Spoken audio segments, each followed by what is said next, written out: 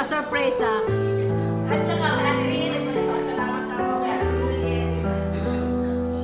Thank you po na. Salamat. Maraming salamat.